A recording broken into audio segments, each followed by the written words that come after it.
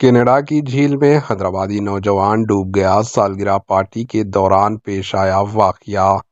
ریاست تلنگانہ کے دارالحکومت شہر حیدرآباد کا ایک طالب علم اپنی سالگرہ کی تقاریب منانے کے دوران کینیڈا کی جھیل میں ڈوب گیا۔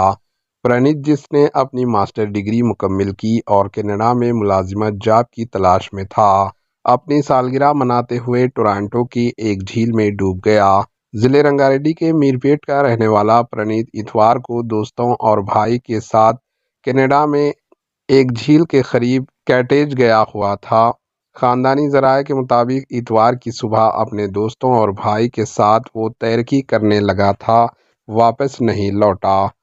خاندانی ذرائع کے مطابق ریسکیو ٹیموں کو جھیل تک پہنچنے میں 10 گھنٹے سے زیادہ کا وقت لگا۔ شام کو نعش نکالی گئی۔ غمزدہ خاندان نے حکومت سے پرنیت کی نعش کو ہندوستان واپس لانے میں مدد کی اپیل کی ہے۔ پرنیت کے والد نے کہا کہ ان کے بیٹے کی سالگرہ کی تقاریب سوگ کے دن میں بدل گئی۔ پرنیت 2019 میں اعلیٰ تعلیم کے لیے کینیڈا روانہ ہوا تھا۔ Bureau report, AHN news.